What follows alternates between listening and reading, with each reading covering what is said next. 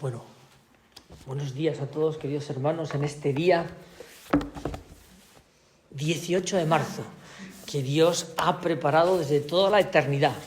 Él sabía desde toda una eternidad que íbamos a estar aquí, ante su presencia, rezando, orando y participando en este retiro.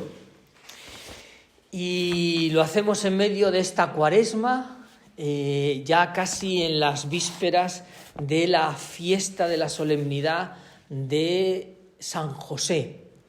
Ya sabéis que este año la fiesta, como el 19 cae en domingo, pues se traslada al 20, la fiesta litúrgica, ¿verdad? Pero de todas maneras, estando ya a las puertas de esta celebración, yo quería en estas dos meditaciones que pudiéramos tener a nuestra consideración a este santo patriarca. Yo lo que voy a hablaros es de San José, el esposo de María, que es un poco, ya sabéis que está un poco como, es una figura muy desconocida en nuestra fe, y nosotros en esta parroquia estamos muy agradecidos a San José porque nos ha conseguido muchas cosas a nivel temporal por los locales y demás. Nos hemos encomendado a él para que nos lo fuera consiguiendo, y él, pues como dice Santa Teresa, no hay cosa que le haya pedido que no me lo haya concedido. Es verdad, es un poco tardón, pero lo decía Santa Teresa, así que pero lo consigue. Así que vosotros experimentadlo. Y además tenemos nosotros estas imágenes tan bonitas que nos cayeron del cielo. En la residencia también tenemos otra imagen también que nos vino del cielo. Así que nosotros hicimos un pequeño pacto con San José. Oye, San José, consíguenos estas cosas a nivel temporal, material, para poder ir anunciando el Evangelio, y nosotros intentamos promover tu devoción. Pues entonces es un poco lo que estamos intentando. Siempre podemos mejorar, ¿verdad? Bueno, pues yo hoy quisiera que contemplarais, os invito a contemplar la imagen de San José en una figura del Antiguo Testamento que es José, que es una de las figuras más comentadas por los biógrafos de San José, el esposo de María, también por los padres de la Iglesia y el magisterio de la Iglesia, ¿no? Para explicar, para hablar de San José, se recurre muchas veces a esta imagen. José, que es el hijo de Jacob. ¿Y por qué? Porque hay una serie de correspondencias que son difíciles de explicar por la mera casualidad. Y entonces, oye, algo tiene que haber, la providencia de Dios algo ha tenido que dejar marcado. Y además, una de las características de Mateo, que es el evangelista que más habla de San José, es un recurso al Antiguo Testamento, sobre todo en la infancia de Jesús, y como esas referencias al Antiguo Testamento de Mateo y estas grandes similitudes que vamos a ver, pues podemos concluir que Mateo va a presentar al padre legal de Jesús, a San José, como un nuevo José, como el antiguo José del Antiguo Testamento. Lo va a presentar como el siervo de Dios, como el Salvador del mundo. Y entonces, dadas estas similitudes, oye, tenemos una figura bíblica de primera categoría que ha sido fuente de inspiración para los primeros cristianos, para San Mateo, a la hora de describir la obra salvífica que realizó el Padre de Jesús, ¿no? Bueno, pues entonces vamos a intentar ver algunas de esas correspondencias que vamos a ir analizando. La primera de ellas es que los dos se llamaban José. Como bien sabéis, en la Sagrada Escritura, en el Oriente, el nombre no solamente sirve para denominar a una persona. Este se llama Pedrito, este se llama Juanito y aquel se llama Andrés. No solamente es para designar a la persona, sino también tiene una función de determinar su misión, su tarea, ¿este hombre para qué está aquí? Por decirlo así, en la humanidad. Tiene una función, una misión. El término hebreo Yosef, que nosotros traducimos por José, significa en hebreo el que reúne, el que añade, el que aumenta. José es hijo de Raquel, que es la esposa de Jacob. Pues el día en que Yahvé, Dios, le quitó la ofrenda de Raquel, porque no tenía hijos, con el nacimiento de José, ella suspiró diciendo esto: que el Señor me añada otro hijo. Cuando nació José, ¿ves? José significa el que reúne, el que añade, el que aumenta. Y entonces nació José, y entonces su madre Raquel dice: que el Señor me añada otro hijo. Es una súplica, es una oración. Entonces, esa súplica que hizo Raquel se cumplió, se realizó al cabo del tiempo con el nacimiento del segundo hijo de Raquel, que se llama Benjamín, y nació en el camino de Efratá. ¿Ve? Es verdad que luego Raquel no disfrutó de la presencia de su hijo porque murió en el parto y fue sepultada en Belén. Y allí es donde luego, siglos más tarde, el otro añadido, el que tanto deseaba Israel, nació ahí, que es Jesús. Es decir, esa oración de Raquel, que el Señor me añada otro hijo, la hizo seguramente carne, la realizó muchas veces José de Nazaret. ¿Ve? Es presumible, podemos presumir que José tuviese en su corazón y en su boca la plegaria de Raquel: que Dios añada al que tiene que venir, al esperado, al Mesías esperado. Una de las súplicas frecuentes en las sinagogas de los tiempos de Jesús era aquel grito de Isaías, es pedir por la venida del Salvador, del Mesías. Y esa oración de Isaías que decía: ojalá rasgases los cielos y descendieses. Así pedían, así rezaban los israelitas para que viniese el Mesías. Esta frase la oímos mucho en el Adviento: ojalá rasgases los cielos y descendieses, ¿no? El pueblo clamaba por la venida del Salvador. Entonces, esa primera idea, ¿ves? Esa oración de Raquel, José significa el que reúne, el que añade, el que aumenta.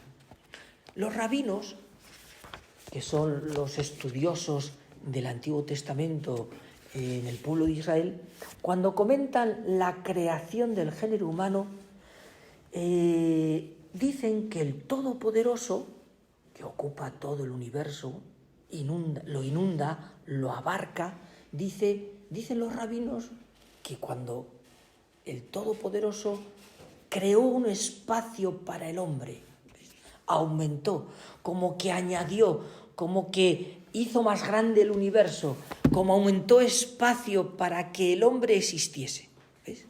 Para que luego viniese, de sus entrañas naciese Adán, ¿ves? Hemos dicho que José significa el que reúne, el que añade, el que aumenta, ¿ves?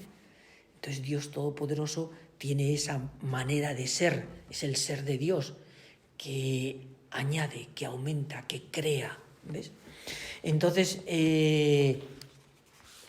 José tiene el nombre de José, la esencia del nombre de José, guarda relación estrecha con este ser de Dios, con esta manera de ser de Dios, que Yahvé, que Dios añada otra cosa, además de él, que cree al hombre, ¿ves?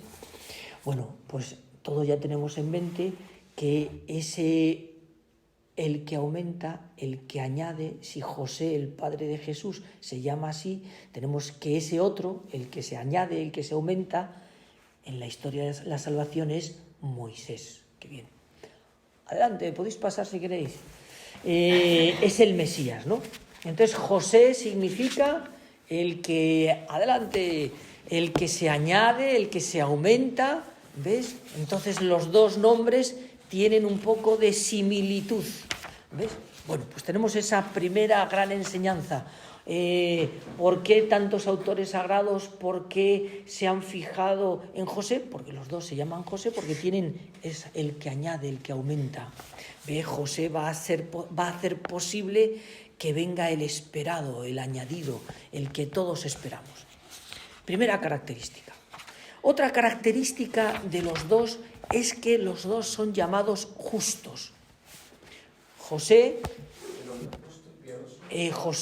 del Antiguo Testamento, un poco para que sigáis un poco la línea genealógica, por decirlo así, Abraham, el padre de nuestra fe, ¿verdad?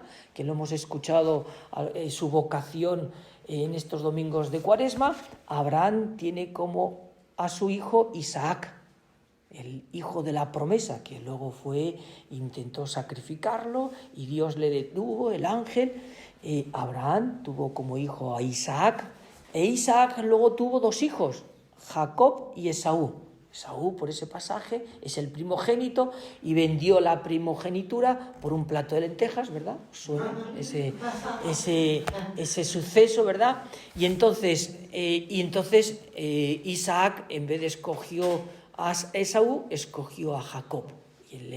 Y luego Jacob tuvo 12 hijos, que son las 12 tribus de Israel. ¿Ves? Eso lo sabéis, ¿no? ¿Recordáis un poco? Porque sí. Es muy importante recordar esto, situarse, porque si no luego... y José fue el más pequeño de los 12 hijos, ¿no? O uno de los más pequeños. Y entonces, ahora bien, le llama a la Sagrada Escritura justo. ¿Por qué? El libro de la sabiduría, que es un libro muy recomendable, que es bueno que lo leáis. Uno en la vida espiritual tiene, además de leer el Nuevo Testamento y demás, pero siempre hay que ir profundizando, y vosotros que ya lleváis veteranía ya en la vida espiritual, por decirlo así, hay que ir adentrándose en el Antiguo Testamento para descubrir, con la ayuda de un buen libro, porque si lo lees todo así directamente de la Biblia, pues muchas veces se te escapan cosas, porque es otro lenguaje, pero con la ayuda de un buen libro puedes descubrir muchas cosas. Por ejemplo, el libro de la sabiduría es un libro de ellos. El autor del libro de la sabiduría es un judío de lengua griega, que ha aprendido griego porque está educado en la diáspora, en un momento en el que el pueblo de Israel estaba fuera de Israel. Y entonces se pone a meditar sobre el pasado de Israel. Esto está en el libro de la sabiduría, en el capítulo 10 y en el 11, va recorriendo las etapas que han jalonado la historia de Israel, y cuando llega a José, en vez de llamarle por su nombre, ¿cómo le llama? Le caracteriza con el nombre de el justo vendido. ¿Ves? Vendido, que fue vendido. Porque ya sabéis, ¿por qué? ¿Por qué le dice justo vendido? José es el justo vendido. No le dice José, le dice el justo vendido.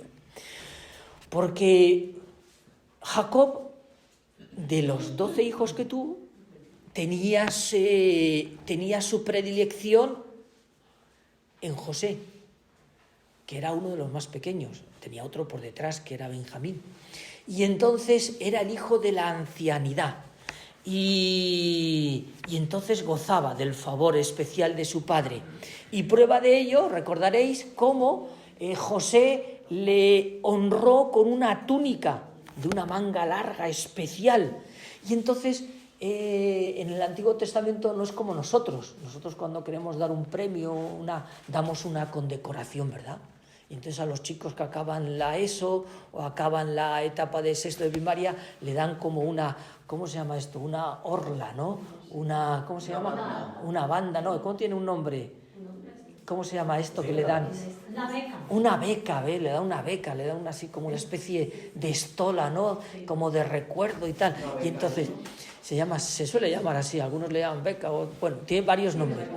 Pero bueno, le dan una banda, bueno, pues le dan como una especie de condecoración. Entonces un poco para resaltar esos 30 chicos que acaban la ESO, que acaban la primaria y ya pasan un grado, le dan como una especie de, para distinguirlo. Pues entonces en el Antiguo Testamento no había condecoraciones, ¿no? A un militar nosotros le damos una condecoración. Oye, qué señor tan importante, porque tiene aquí en su traje, tiene muchas medallitas.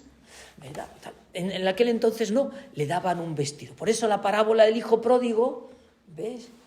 ¿Qué es lo que hace el padre cuando regresa a su hijo, que le ha dejado casi en la bancarrota, le ha arruinado, le ha dado una patada, le ha clavado un puñal por la espalda? Cuando regresa, ¿qué es lo que le da el padre?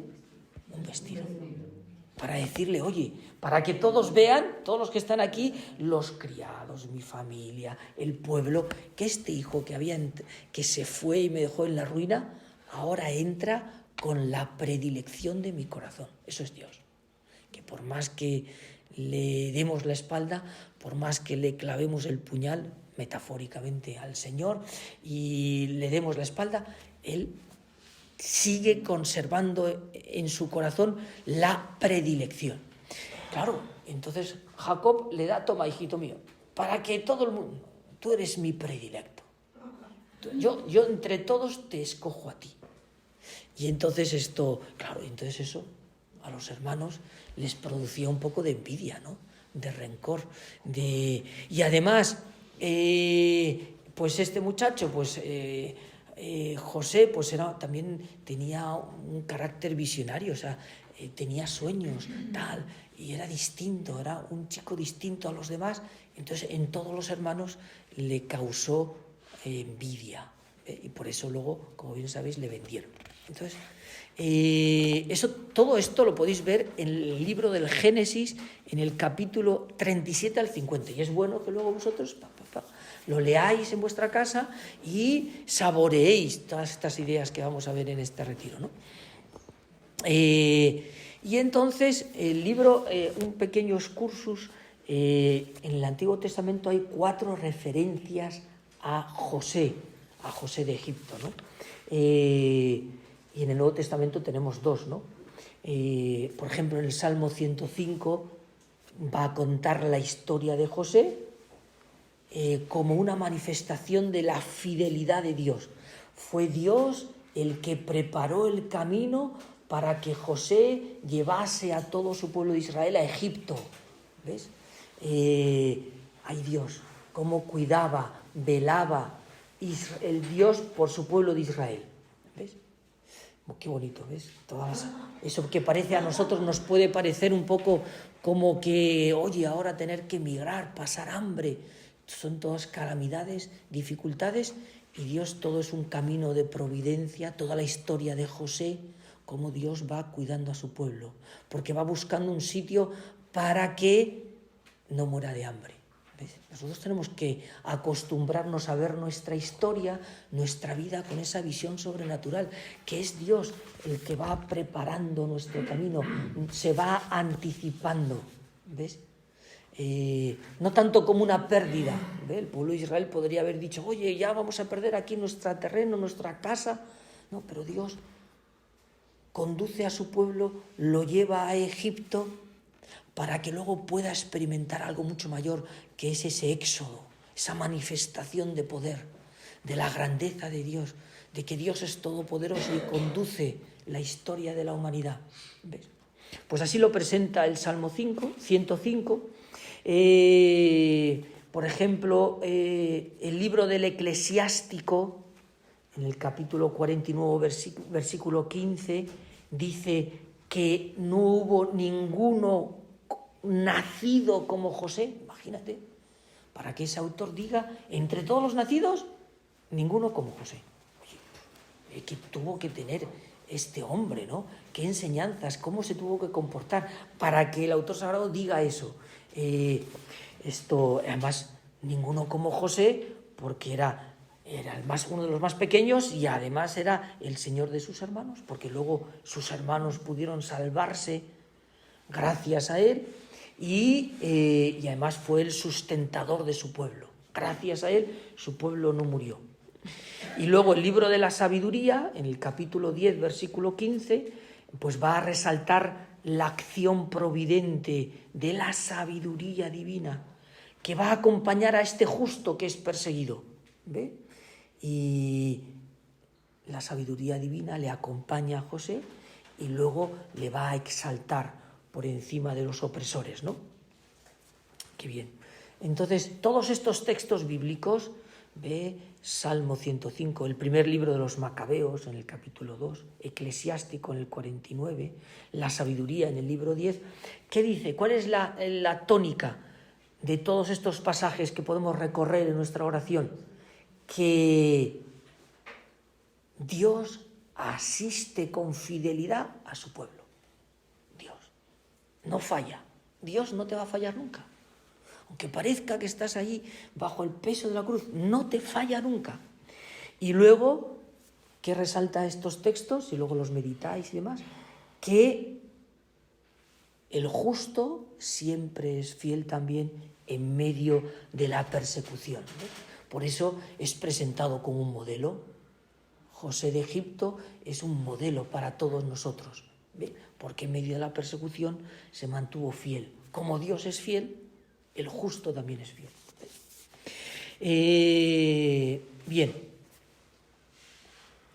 Todos estos datos de referencias que hace el Antiguo Testamento en torno a José, que es llamado, como hemos dicho, el justo perseguido.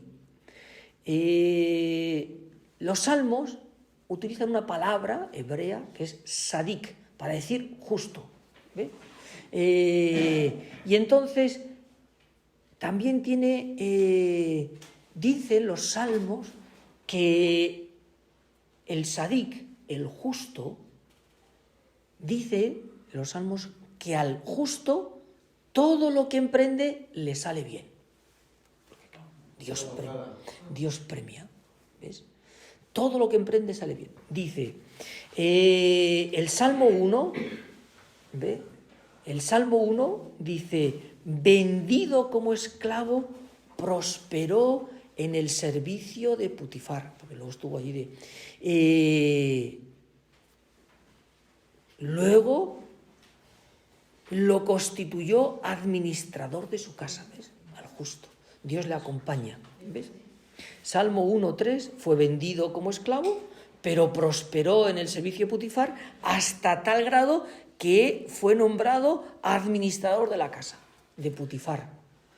En la cárcel, estando en la cárcel, el jefe de la cárcel le confió a José todos los presos de la cárcel, siendo él quien decidía todo lo que allí se hacía.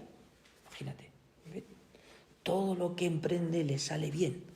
Nosotros nos hubiéramos quedado que estamos ahí esclavos, vendidos, pero el justo ve otra cosa, ve una mirada sobrenatural.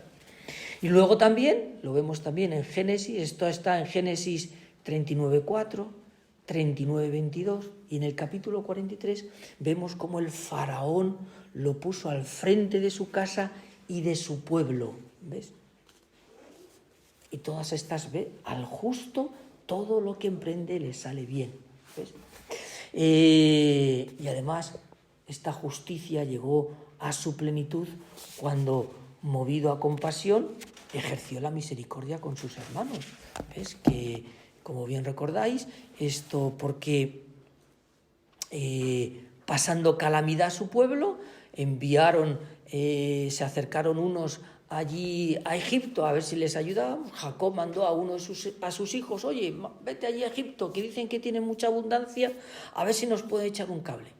Y entonces allí José descubrió que esos que estaban ahí, descubrió que eran sus hermanos, él no dijo nada, y entonces hizo que viniese su padre, y entonces luego se manifestó, y luego trajo a todo el pueblo de Israel, ¿no? Pero oye, qué compasivo que fue. En vez de ejercer la justicia o la venganza con sus hermanos, me habéis vendido y he tenido que pasar aquí muchas necesidades. Oye, se conmovió y ejercitó la misericordia, ¿no? Y en medio de esa adversidad no abrió la boca, no respondió al mal con sus hermanos, ¿ves? Entonces, todo esto, queridos hermanos, esta justicia de José, el Antiguo Testamento de Egipto, nos va anunciando, nos va prefigurando al Hijo de Dios, ¿ves? Que un día en la cruz va a practicar la justicia, va a ser en la cruz el que solo abrió la boca para perdonar. ¿Ves? Bueno, eso es lo que vemos de José en el Antiguo Testamento, que era justo. Y entonces el José de Nazaret también es llamado José el justo. José, su esposo, como era justo, eso lo tenemos en San Mateo, en el capítulo 1. El justo es el hombre que significa también justo, es el hombre que cumple plenamente la voluntad de Dios, ¿no? El que se somete a los designios divinos, ¿ve? Y así lo dice San Mateo, después de los 2 sueños que ha tenido, hizo lo que le había mandado el ángel del Señor. Es decir, José es el hombre obediente, ¿ve? A la guía divina. Bueno, pues yo creo que vamos a guardar un poquito los horarios que tenemos. Ya tenéis ahí 2 ideas para reflexionar, para meditar. El nombre de José y que era justo, ¿ves? Bueno, pues vamos ahora a estar un poquito, ahora en silencio. Ahí tenéis unos libros, si queréis coger algún libro, meditar. Tenéis ahí alguna Sagrada Escritura, si queréis leer estos capítulos, que vosotros podáis rumiar esto en vuestro corazón, que podáis aplicároslo a vuestra vida y enriqueceros con la oración. Lo importante son estos ratos en silencio, porque estas palabras que yo os digo entran por aquí y salen ¿por dónde? Por otro lado. Porque son palabras de hombre a hombre, no sirven de mucho. No sirven de mucho. Lo importante es que te hable Dios al corazón, que eso se graba en el corazón y se queda a fuego. Eso es lo importante. Que puedas escuchar la voz de Dios, ¿ves? Y que Dios te hable al corazón, que imprime a fuego su palabra, ¿no? Por eso es muy importante estos ratitos de oración. Yo voy a estar confesando para aquellos que lo deseen ahí en el confesionario.